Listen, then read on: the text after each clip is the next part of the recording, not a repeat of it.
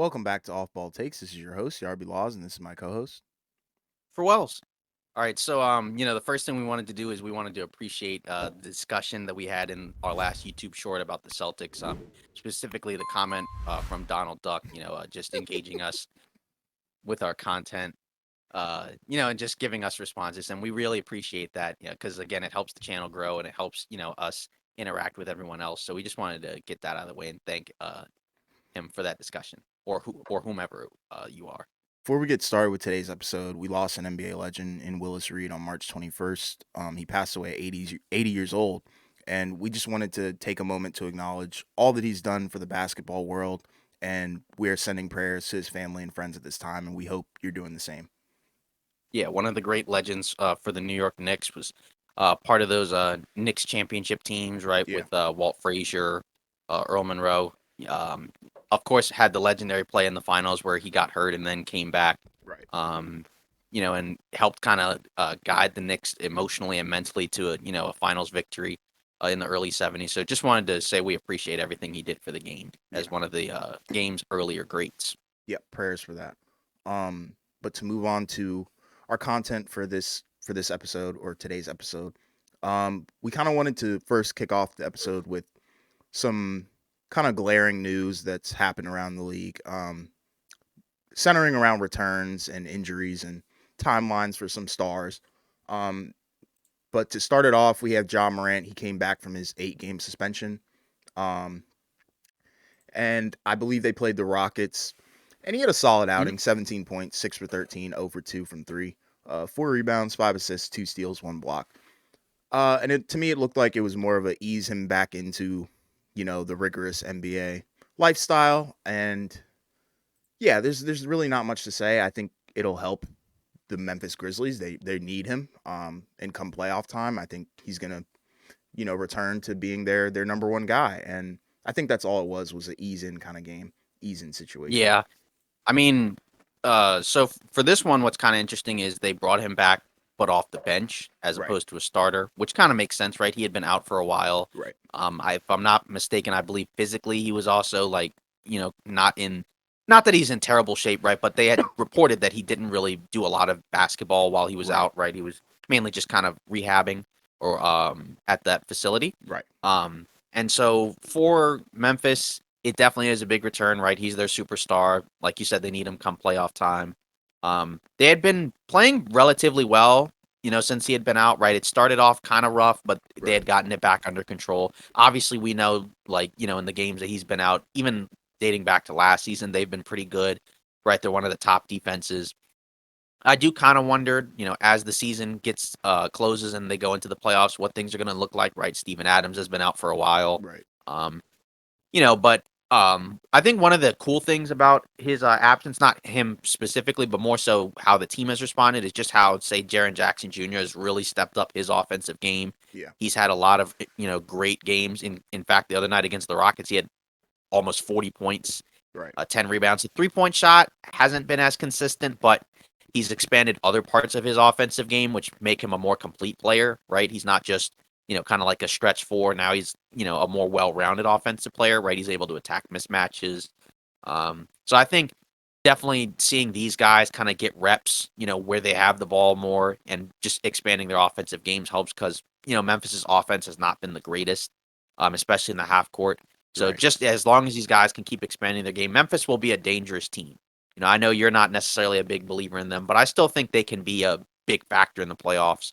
I just don't think you can count on a number two, a 2-3 seed. Yeah. Obviously the Kings have kind of, slowed down the last couple of games, but it's going to be interesting to see that race for, the second and third seeds. Yeah. And it was all good vibes. I think him being back on the court really helped their morale. And I think that's something that they were missing, He did his famous quote, "It's a parade inside my city." Yeah. So, everything looked good. No worries on that. And, just give it time and I think he'll be right back into shape. Yeah. So moving on into our next return, although this one is, has not happened just yet. We're still a little ways away. Right. LeBron, obviously he got hurt in that game against Dallas at the end of February. Today it was reported, by several of the major reporters, Shams, Woj, Chris Haynes, that he's set to return sometime around April 5th. Right. Just in time for the last 3 or 4 games of the regular season. He came out on Twitter and refuted it, which is kind of interesting. But I believe, regardless, I think he'll probably be back around that time. I've kind of maintained the thought that the Lakers are going to have to try to qualify for the play-in playoffs without him. Obviously, they've had a couple of disastrous losses, right? Right. The one to Houston, the one to Dallas. They're currently the 10th seed, right? They made a change to their starting lineup where they've started Austin Reeves, and it seems like that's worked. He's played very well. So they have a chance to stay in the play-in. Obviously, there's always a danger of moving out. It's just going to kind of come down to, what they do these last 9 games, right? So I think if they finish above 500, they're going to be in the play-in. Just kind of depends on how far above 500, right? If they're like, Right. 5-4, right, then they'll probably be like the 9 or 10 seed, right? Right. But if they're like, maybe, 7-2 or 6-3, right, they'll probably be more likely to be that 7-8 seed. And then obviously, which I don't think is realistic, if they're like, say, 8-1 or 9-0, then they'll probably be more like 6. But it is going to be interesting because, again, as we talk about with these other teams and these other players that are back, right, the Western standings are really, really close, right? 4 seed down all the way to like 12, right? They're only a few losses away from each other, right? So if Yeah. you go on a win streak to close out the season, you got a really good shot of going up in the standings. Yeah. Not much to say from me for LeBron. It's just kind of a weird situation where you've got a report coming out and then LeBron publicly refutes it. I think that's the weirdest thing about it. But, hopefully he comes back, in time, and hopefully he can help them get over that hump and maybe even potentially avoid the play-in, but we'll see. Yeah. Another return. Oh, we got KD. So reportedly, again, from Shams and all the other big reporters, right? He's still probably going to be out for another couple weeks or so. They believe there's not as concrete of a return as has been listed for, say, like LeBron. They just believe he'll be back before the regular season ends. Right. But this is where it gets kind of tough. Because with Phoenix they haven't been that great since Durant's been out. They've dropped. I believe they've won only one of their last 5 or 6, I think. Yep. They've had some pretty tough losses, right, to the Kings, the Warriors, the Bucks, yeah, the Thunder and the Lakers. So, where initially it felt like they were kind of comfortably going to be 4 or 5, but now if they lose a few more games, they could drop. And with Durant maybe not coming back until kind of like that LeBron timetable, a few games left, they really need to pick up some wins. But it's a tough schedule. You got Kings, you got Philly in Philly, right? You play Denver twice. You'll play the Lakers again. You'll play the Clippers, Minnesota. So they got to find a way to win some of these games. But it feels like without Durant, that lack of depth that they gave up to get him is really hurting them now down the stretch. So they kind of need to figure this out, or else they could find themselves maybe in that play-in spot, when it felt like they were pretty solidly going to be 4 or 5 Right. A few weeks ago.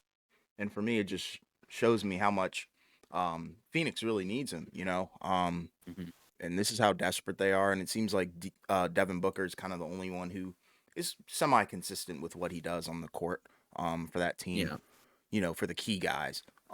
Right. But, with the KD timetable, hopefully he comes back before the season ends. That would potentially help them, but they've got to pull it together if they want to, remain in the top 5, to be honest. And if they get into the play-in tournament, I think that's where you kind of have to ask the question, are they even ready to go to the finals? Because, everybody, once KD joined, everybody had them shooting up to the top. But now that he's out, you kind of see the true Phoenix Suns for what they were earlier in the season.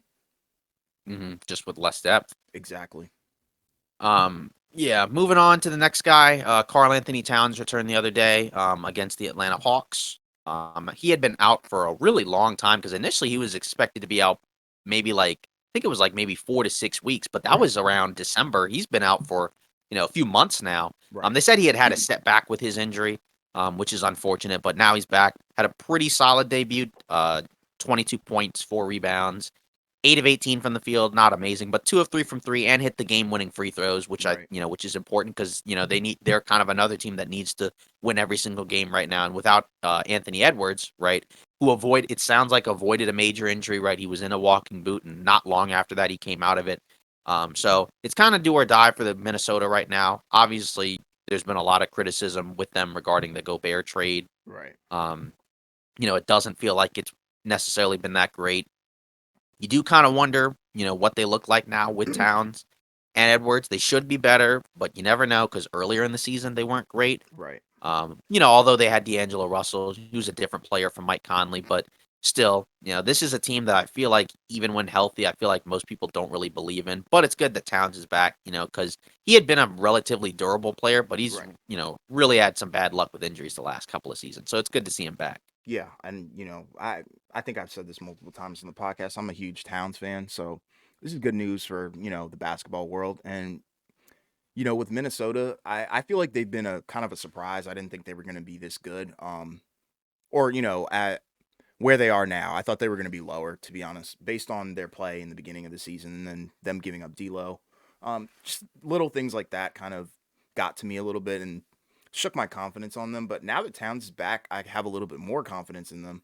Mhm. I think we talked about that previously on the podcast, where you know how far could they go with Towns now that he's back. But Yeah. I'm curious to see how they really ease him into the lineup because I think he came back Wednesday night. Yeah, yesterday. Yeah, Wednesday night. So, and he came back and hit two threes. I saw that. That was pretty good. So, he doesn't look like he's out of shape or struggling with anything. It's just I'm very interested to see how they fit him back into the lineup. Mhm. Yeah. I mean, the only issue for me is I feel like they're still not as good as they were last year, and Right. I'm just kind of concerned about in the first round against a really good team, what does it look like? Right. Right? You gave all that up, and it's kind of a similar result where you go out in the first round, but we'll see. Yeah, they do have some glaring Um, issues though. yeah. And then unfortunately, with guys coming back, we also have some guys get hurt. Yeah. Paul George, you know, over against Oklahoma City Thunder. He got hurt in the closing minutes of the game. Right, the Clippers also lost, which also hurt at the same time. It looked really bad when I saw it because I did see it Same. live. Yeah. And he played pretty well for most of the game. He even Yeah. had a kind of a throwback 360 dunk. Yeah. But he also got hurt. Um, Reportedly he's going to be out for at least a couple of weeks. Which I guess that's good in the sense of he's going to be back, assuming they make the playoffs, which I believe they will. Yeah. Right, so it's good that he avoided a really serious injury, but it's also kind of unfortunate because again, it's a similar situation like Phoenix, where it felt like they had kind of potentially wrapped up being, kind of a locked in playoff team, right? But now they have a relatively tough schedule. Right. They got 2 games against the Grizzlies. They got 2 games against New Orleans. They play Oklahoma City again. They'll play Phoenix, right? And that's like their last game of the season, so Durant could be back by then. Um, so they need to win a lot of these games. Kawhi's been great. Yeah. Um, you know, for a while at this point, so you can count on him. You're going to need more out of these other guys, but it's just kind of a tough situation because we know he's going to be out at least for the regular season. And we don't know if he'll be back like by the start of the playoffs. But again, it's tough because it changes things for them because now they have to kind of fight to stay in the playoffs, considering how tight everything is, similar to these other teams.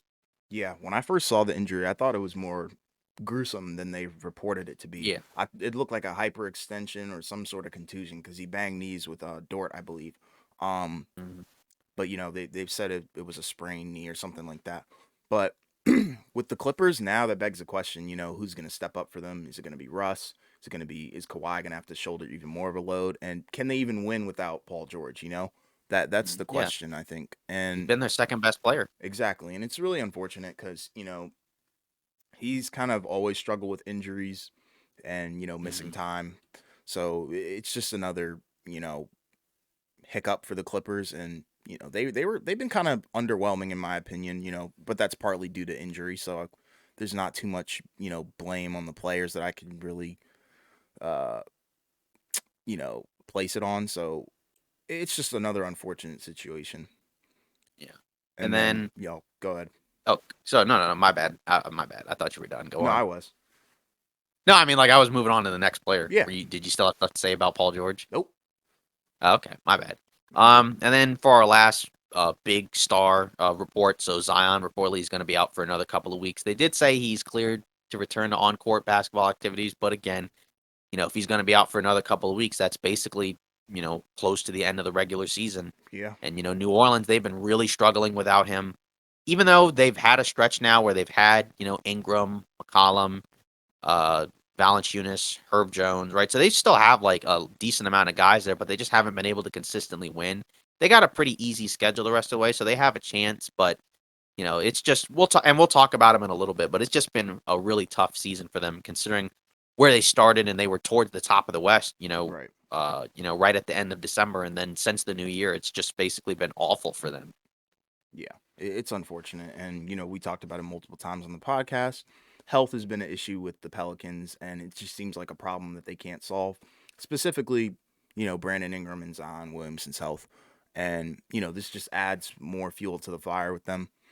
And I'm really confused as to what they're gonna try and do to mitigate this. I've said this before as well, but with Zion, we don't. It's like the biggest unknown in the NBA right now outside of Lonzo. Like we just don't know, what his career path is gonna be if he can't stay healthy. And it's just sad and Yeah. unfortunate. Yeah. So we're gonna move on into our second segment. So this is kind of a, more of like a narrative based one. So we have basically our most disappointing teams this season. So we only have two. So each of us have one from the East and one from the West. So I'll start it off and I'll go with the Atlanta Hawks. So Good this pick. season, yeah, they're 36 and 37. They're eighth in the Eastern Conference, right? Which basically means they're a play-in team. Um, Trey Young, he's had kind of in my opinion, a down season.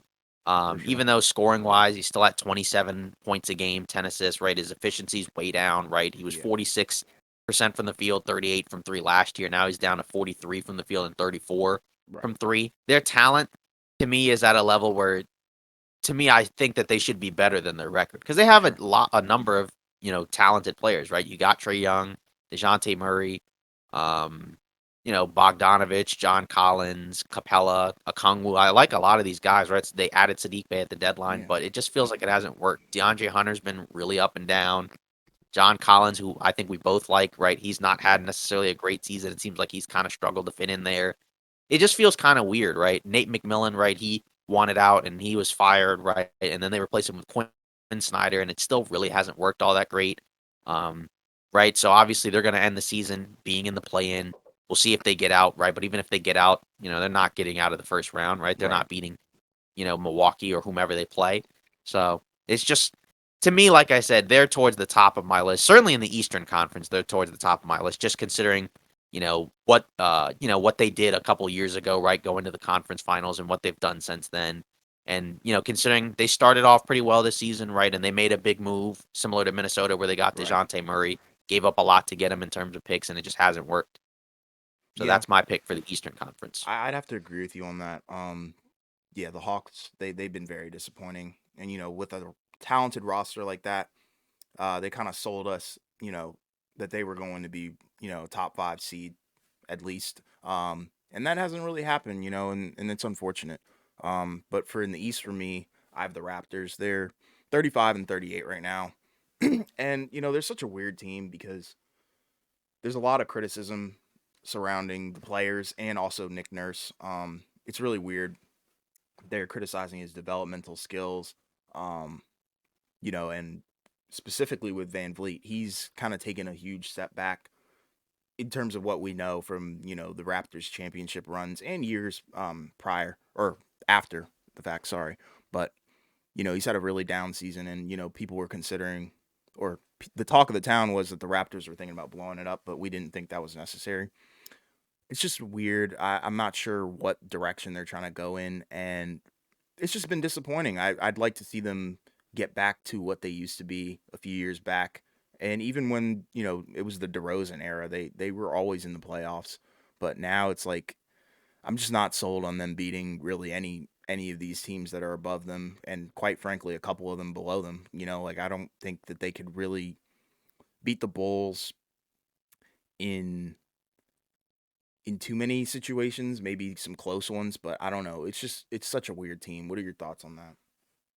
Yeah, I pretty much agree with most of what you said. It's so strange, right? Because, when you think about what they did last year, they were, in my opinion, they were a pretty good team Yeah, last year, right? I think they won almost 50 games. yeah, They lost to the Sixers in the first round. No shame in that. But there were enough people who believed in Toronto. There were a lot of people that thought Toronto could upset Philly yeah. in the playoffs I last was one year. of them. Yeah, I think it went six, right? Yeah, Yeah, so, and I mean, obviously, it's a different season, right? So obviously things can change, but they're definitely a lot worse than I thought they would be. The main issue for them this year is just not having, enough size in the front court, right? They have a lot of wings, but they didn't really have any real big options right. to start the season, right? They've traded for Jakob Poeltl, and that's helped somewhat, right? But they're still, in that play-in spot. And again, they're not going to go any further than the play-in, right? Like I'm assuming they'll get out of the play-in, but they're not getting out of the first round, right? Because they'll be too low of a seed Yeah, to get out, and the teams at the top are too good. So it's just kind of disappointing, and you do kind of wonder what their future is, right? We thought that OG Anunoby might be moved at the deadline, right? Because they were kind of a team that was projected to be somebody that was going to maybe move some guys, right? Like Gary Trent. right, We mentioned OG, maybe Van Vliet. right. That didn't happen. Maybe something happens in the offseason, but I do kind of wonder, right? Because I do like Scotty Barnes, even though he's kind of had, not as good of a season as last year. But again, when you're a young guy, sometimes that happens. I don't think it's necessarily a level for concern yet. And again, they have other guys, right? Siakam, Pirtle, OG, right? They have a number of guys that I do like, but I It's a just good wonder roster. what is. Yeah, exactly. But it just hasn't worked, and I do wonder what the goal is for this team Right. going forward, because it felt like coming off of last year that they were kind of in the mindset of, hey, if we keep getting better, we could be like a team towards the top of the East, right? But Right. they're clearly far from that. So I just kind of wonder if maybe starting over, and moving some of these guys might not be the best decision after all. I don't know, Right. because we talked about it at the deadline where we didn't necessarily think they needed to rebuild, and they didn't rebuild Exactly. at the deadline, but they maybe if they lose in the play-in, right, or just get demolished in the first round, maybe that changes that thought process. But yeah, I think that's a really good pick because Yeah. I thought they'd be way better. So kind of, I don't want to harp on it too long, but do you think Mhm. the Raptors could potentially move on from Nick Nurse next season? Um, it is kind of interesting just because they did win a title with him. Right. I know there were situations in terms of injuries to Golden State, but still, right? He was looked at as a really good coach. I think it just comes down to do the guys on the team still believe in him, and does the Right. organization still believe in him, right? Because if Right. the answer is no, if they don't think he can turn it around, and that he's not, and that he's might have just lost the team, then maybe he shouldn't be gone. It's kind of like you look at Frank Vogel last year, right, for the Lakers, right, Right. where he wins a title with them, and then 2 seasons later he's gone, right, and it just kind of felt like there were just some guys that he just didn't click with, right? He didn't click with Russ. So maybe Nick Nurse has a similar situation where maybe he doesn't click with some of the guys, like maybe Van Vliet or somebody like that. But I don't know. I think he's a good coach, even though it's not been a great few seasons for Toronto. Right? They were good last year, right? But the year before that, right, they were awful. Right. So I don't know. Right? It's a weird situation. So I mean, I wouldn't personally fire him because I think he's a good coach, but it wouldn't shock me if that happened just to shake things up because Yeah. again, like you can't have a season if you're Toronto where you have that level of talent and you're barely a Wasting it. playoff team, right? Yep. That should, yeah, it just feels like kind of a waste. So you kind of either need to rebuild and move on, or just, I don't know. Yeah. I agree with that. So who's your team in the West? So my team for the West is the Pelicans. Okay. They're 35 and 37. Um, and again, we talked about it earlier, right? They were at the top of the Western Conference at the start of the year, right? Yep. And then Zion goes down after Ingram had already been out, right? And then they lose 10 straight games, and they've basically been, a play-in team, one of the worst teams since then. Only a handful of teams, I think, have a worse record than them, right? And most of those teams are teams that are not very good and are Right. trying to lose. Um, so it's tough, right? Zion's only played in 29 games. Ingram's only played in like 35, 36 games Right. after tonight, I think maybe. Um, right. But again, it's kind of like what I said earlier. It just feels disappointing because, like, even though I know Zion's been out, it still feels like they should have enough guys to still be able to win, but they just have not been able to win. And they've had some really bad losses. It just feels really, disappointing because again, like considering where they were to start the season, there was a lot of hype going. There was a lot of hype for them going into the season, and they lived up to it early on through the first half. But it just hasn't been great since then. And you do kind of wonder, right? Like, what is, again, similar to Toronto, what is your long term goal for this team? Because it seems like it's going to be really difficult to build around Zion and Ingram if they're always going to be hurt. Especially Exactly. Zion, considering he's their best player. It seems like he's kind of their cornerstone, and it just feels kind of tough because it's like if he's going to play this few games per season, what can you really do? Yeah. Because again, he didn't play at all last season. Even if he comes back this season, right, he's only going to be playing in 30 something games. So Exactly. yeah, so he's only had like one season where he's played more than 60, and that just you just can't have that from your best player. So I don't really know what New Orleans does about that. I mean, it seemed like he came into the season in much better shape than before, but he still Yeah. got hurt. So I don't really know what you can do to fix that, but it's just a kind of a sad situation. Just Yeah. because, like we've said, we both think when they're healthy, they're a really fun team to watch, and that they're a really good team, but they haven't been healthy, so I don't know what you can do about that one. Yeah, they're really disappointing for me too. If I hadn't picked the team that I'm gonna tell you in a second, I probably would have picked the Pelicans too.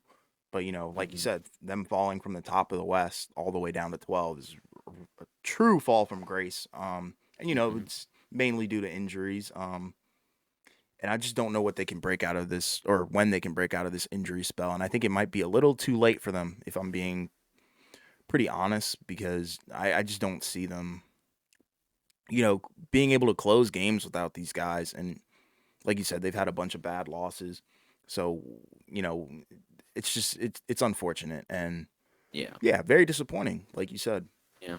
I mean, in fairness, they're tied for that last play-in spot, so, and they do have a relatively easy schedule, so a few wins there, could help, but, again, like, let's say they have the same record as the Lakers have the tiebreaker over them, so, Exactly. they basically kind of have to outperform a lot of the teams ahead of them without their best player, and that's just, they just haven't shown that they can consistently win games without Zion, so Yeah. we'll see It, where it goes, but regardless, either way, I think they're still a disappointment to me. yeah. And for me, I think anyone who says that they're going to probably be in the play-in right as of right now, whoever thinks that they can still make it into the play-in, if I'm going to be Mhm. honest, I think that's a hard reach.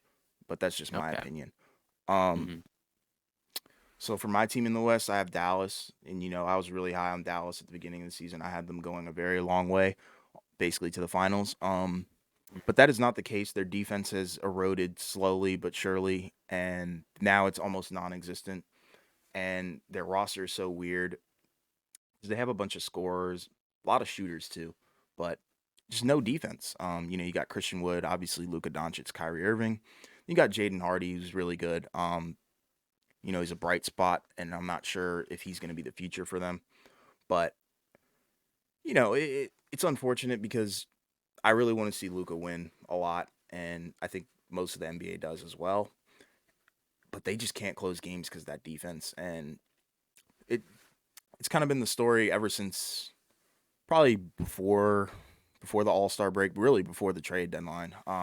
They just were not able to defend against anybody, especially in the West. With guys like Jokic and even other guys. Ja Morant, like it was just bad. Like they would get hammered in the paint, and your offense can only but so much against a really good team that can hammer you on the inside. Pause, but it's just crazy. The Mavericks are not what I thought that they were at the beginning of the season, Mhm. and that's the sad reality. Very disappointing. What do you have to say Y about that? Yeah, I mean, yeah, for them, their defense at the rim is the biggest culprit for them defensively. Yeah, Not great in terms of getting rebounds, right? That just can't happen, right? And, you look at their big man situation, right? You got Dwight Powell as the starter. You have Christian Wood off the bench, right? You still have Maxi Kleber, and those guys are okay, right? But again, right. not guys that are going to get you a ton of rebounds or get you a ton of stops. And then obviously you don't really have anything on the wings either, right? Dorian Finney-Smith, we talked about him when they traded him to Brooklyn. We said that they're probably going to miss him because, he's the guy on the wings that can help, get you rebounds. Not that he's a high level rebounder, but also he can box you out. He just has Right. more size, right? When you're playing these tiny lineups, right, where you have guys that are really more perimeter players, trying to stop bigger players. Like it's not going to help you, right? Josh Green, who I like a lot, right, he's kind of like become like their guy on the wing, and I think he's really good, right? But you need more, right? Yeah. Um, and they just don't have it, right? JaVale McGee, they signed him in the offseason, and he's not really been a factor at all, right? Probably one of the worst signings in the offseason. Not necessarily because he's terrible, but at the same time, he doesn't play, right? So it's like, you gave him a long-term contract, and he's an older player, right? He's a guy that, in theory, because of his size, length, and athleticism, should help you out, but clearly they don't think he can help. Um, and we said it at the deadline, like, if this team was going to do something, they needed to do more than just get Kyrie. Yeah. We thought maybe they might have like a second or third trade in place, right? Maybe to move guys like Hardaway, or Davis Bertans, but it Right. didn't happen, right? So, and now they're in a situation, right, where they've had some, they had that big win against the Lakers where they wanted the buzzer, but they've also had some bad losses, right? They lost to Right. Memphis a couple times. Then of course they just lost to Golden State the other day, right? They're going to protest that loss, which I don't think anything will come out of that, but it's just that can't happen, right? They went from being one of the higher seeds after they had a stretch earlier in the season, right, where they were kind of like in that 4 or 5 spot, right? Yep. And then all of a sudden they lose a lot of games, and now they're in the same spot as the Lakers, right? They have the tiebreaker over them, but still, you got to be better, right, when you have that level of talent. Yeah. So definitely for them, I think that's a pretty good pick, especially because again they were in the conference finals last year. I wasn't as high on Dallas in terms of being able to go far, just because I thought the Western Conference would be better. Right. But I thought that they'd probably be a little better than like a play-in team. A little better than But ninth, right?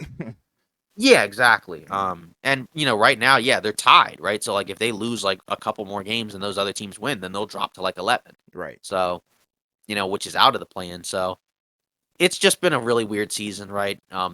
We talked about Luka and Kyrie, even though they've, been doing some pretty good things offensively, still late in games, they still haven't been very good, right? In the games that they've played together, I think they're under 500. Yep. The only stretch where they've been above 500 is where it's just Kyrie. And that may have something to do with like maybe the who they've played in those Yeah, I think games, it was the right? opponents. Yeah. Yeah, exactly. But it just hasn't worked, right? Right. And this kind of goes back to the Brunson thing where I just think it was a mistake they gave him, a contract that was different from what most second round picks got. So he was able to just leave as an unrestricted free agent, right? Right. And if you didn't do that, you'd have him. There may not have even been a need to get Kyrie, or if you do, you have both of those guys and Luka. Right. And it's just been mismanagement, after mismanagement, just too many mistakes that have kind of compiled onto each other. And that's kind of just what's gotten them to where they are now, where they ended up making a panic trade and it just hasn't worked. And, if it doesn't work, right, this could get really scary in the offseason, especially depending on what they do with Kyrie. Yeah, and it's funny because you basically read my mind. I was gonna ask you, what hurt them more, the Kyrie trade or letting Brunson go like that, But you pretty much answered it, and I completely agree with you. I think Brunson leaving was definitely the catalyst for all their woes that they're having right now. It just doesn't look good for them because with Brunson you can maybe um, build around a more solid defense, But with Kyrie, it's kind of hard, you know. Um, but yeah, that the Mavericks are very disappointing. I think they're probably the most disappointing out of the teams that we mentioned, but that's just my opinion. So obviously, over the weekend, right, or was it earlier this week or was it over the weekend? I think it was early this week. Okay, so earlier this week, Jaylen Brown, had a interview with Logan Murdoch, right? And they asked about his future in Boston, and he mentioned, "quote I don't know. As long as I'm needed, it's not up to me. We'll see how they feel about me over time, and I feel about them over time. Hopefully, whatever it is, it makes sense. But I will stay where I'm wanted. I will stay where I'm needed and treated correct." So that's not necessarily like a super committal response, in my opinion.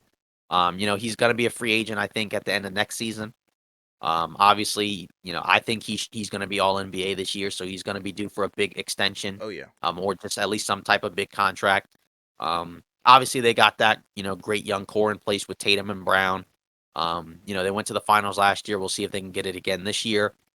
But it is kind of interesting just when you consider, just his comments with that situation, and you just don't know what's going to happen. I mean, I would think he would come back, but you just never know. And it was reported, a bunch of teams that may be interested in him should he go. Right? They mentioned from Sean Devaney, right? He mentioned Hawks, Bulls, Warriors, Bucks, Clippers. Right? I mean, we know that because he's a really good player, a lot of teams are going to want him anyway. right. I think he'll still end up being a Celtic. I could be wrong, but if he were to leave, of those 5 teams, which one do you think might be like the most intriguing one to you for him? I don't know. It's an interesting Mm-hmm. kind of deal. Um, Run the teams by me one more time so I can think about it a little bit. All right, so we got Hawks, Bulls, Okay. Warriors, Bucks, Clippers.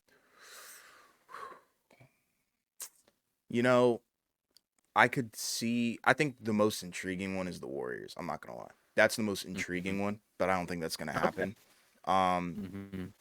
I could potentially see him going to the Bulls. I think that could definitely work. And the reason why is because their future is so uncertain and they're looking to rebuild. So I think a fresh start would probably help them. So I would probably go with the Bulls as the most probable, but the one that I would want to see and the most interesting is definitely the Warriors because, who wouldn't Mm-hmm. want to see Jalen Brown team up with Steph Curry, um, Mm-hmm. Clay Thompson, the Warriors dynasty, I just Yeah. think that would be really cool. It's like some NBA 2K My League thing, Yeah. Yeah, for them, their situation they'd probably have to move one of those guys. Yeah, Because they're so over the cap. So that probably means you're gonna have to end up giving up, right? One of like Clay, Draymond, or Poole I was or thinking Wiggins, Draymond. one of those.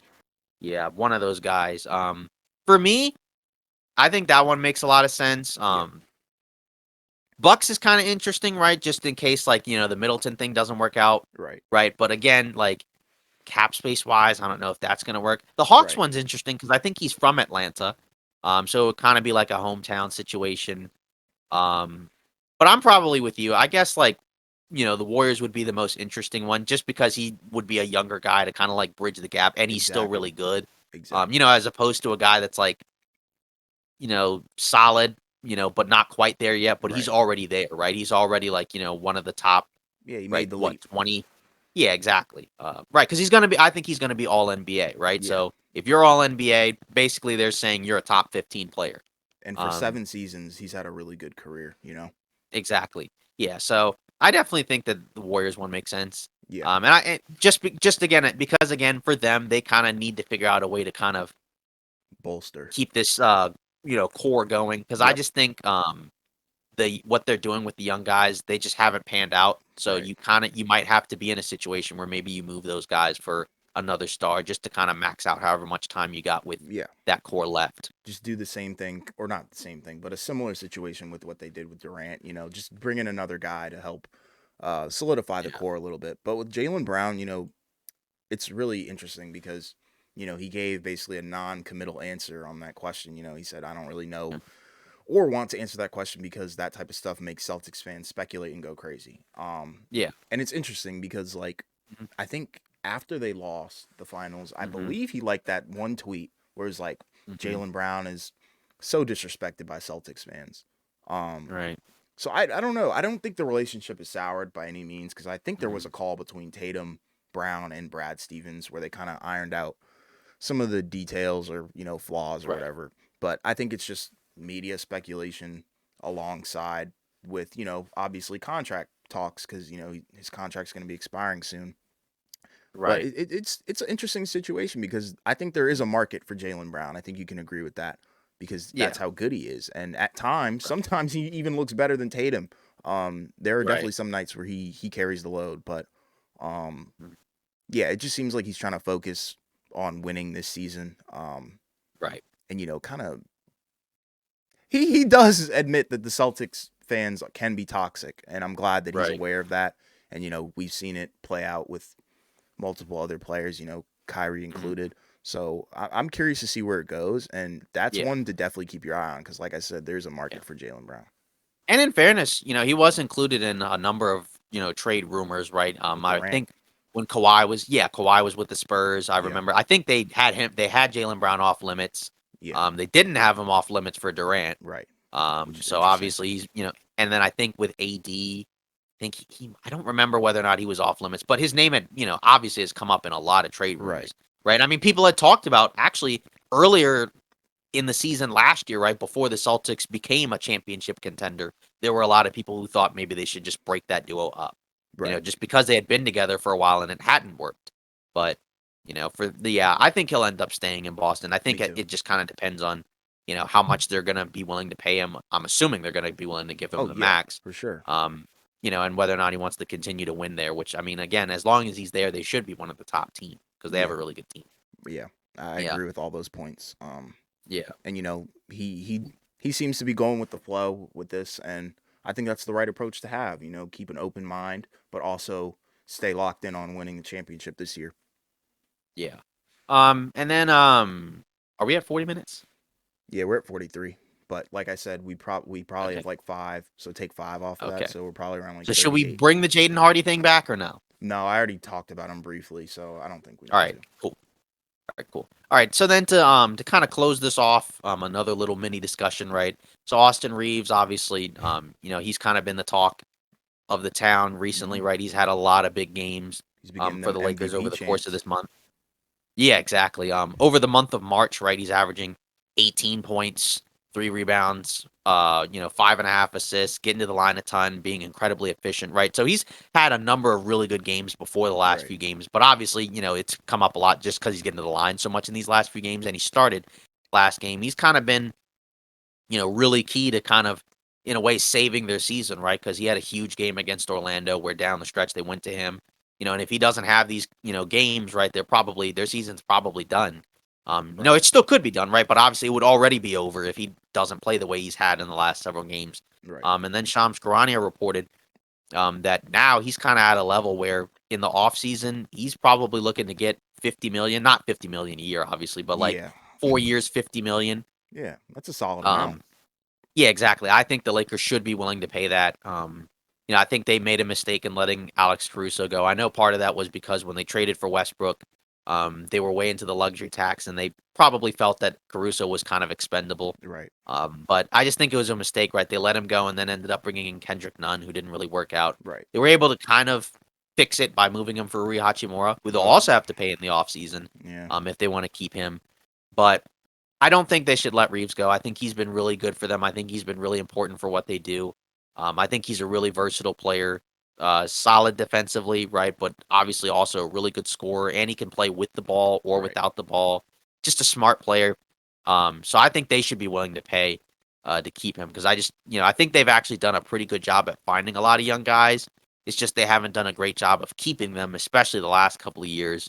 Because they had Malik Monk last year, right? And they couldn't keep him, since they couldn't pay him. But that's not necessarily the same situation as Caruso because they just couldn't pay him, right? I'm sure they wanted to keep Monk, right? But they couldn't pay him much more than what other teams could. But I think Yeah. with this Reeves situation, you can't mess this one up. So I think they got to keep him. What do you think? Yeah, I'm on board with that too. And it's funny you guys have a little trend history of having these gems and then kind of just letting them go. So I think this is one that you need to keep around because he's a playmaker. He makes big plays when they count. Big buckets, big passes, everything like stuff to get even the crowd hyped. He gets MVP Mhm. chance when he has a good game. So that shows you how Right. much the fan base really enjoys Yeah. him and When how I much he went likes to to be the there. Yeah, when I went to a Lakers game in LA in December, I Hmm. remember he had it was I think against the Nuggets. Uh huh. And it was the game where AD went out, and I remember Okay. Austin Reeves had a huge second half, and they were giving him MVP chance even then. Yeah. So it's like when somebody like in the rotation of the Lakers goes out, it seems like whenever he's in and he seems to like step up to the plate and really, hit it home and step up and make big plays and that's the type of player that I think every team needs and it would be a shame if you guys let him go. So I completely agree with you. You need to pay him Yeah. or get him whatever he needs to stay. I think that's Right. that's a mistake you can't make and you can't Yeah. afford to because you've seen it Yeah. play out in the past with Caruso, Yeah. even Josh Hart. Like it's just weird. I don't know. It's funny. Right. Yeah, and I'd like to point out, just for the folks at home, I guess. So he is a restricted free agent, right? So Right. Caruso was unrestricted, Right. so it would be like doubly embarrassing if you let Reeves Yeah. walk because you can literally have the ability to pay whatever you need to keep him. So that would be that would probably be a disaster. I don't I think you just guys don't would think. let him walk. Yeah. I don't think. Yeah, I don't think so either. I think Right. they'll pay him. Also, just as kind of like a funny thing, the reason why he's a restricted free agent right now. So usually most second round picks usually get like 3-year deals. But for whatever reason, the last several guys that the Lakers have picked up, well, he wasn't drafted, right? But like, Yeah. the last several guys that the Lakers have picked up, either through second round picks or undrafted, right? So going back to THT, I Austin forgot about him. Reeves. Wow. Yeah, Another exactly. guy. Yeah, going back to THT, Austin Reeves, and even Max Christie, who they just drafted, in the offseason. Yeah, he's They good gave too. them 2-year deals, right? So that means that instead of a situation where you get to keep them under control with a really tiny contract for 3 years. It's only 2 years, and then after the second year, you got to pay up. And that's kind of what happened with THT and Caruso, where they're kind of forced into a position where they have to pay THT a year Right. before they really needed to, and then they were like, "Well, now we got to choose between THT and Alex Caruso," and they Right. chose THT, and it didn't work out, right? And then they traded him for Patrick Beverly, who also didn't work out. Right. So it's just kind of just a weird thing that they've kind of put themselves in because most other teams don't do that. And in fairness, maybe Austin Reeves doesn't come to the Lakers if they give him like a 3-year contract. I don't know, Right. right? But still, it just seems like just kind of strange because it just feels like you're kind of just needlessly making it harder for yourself, right? Right.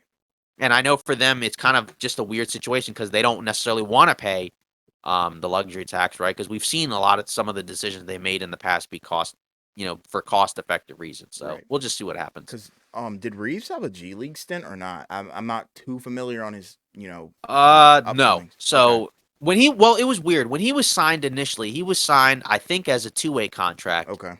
and then very quickly it was changed into just a regular season Okay. contract. So I think he played in the summer league. That's what I remembered him from then.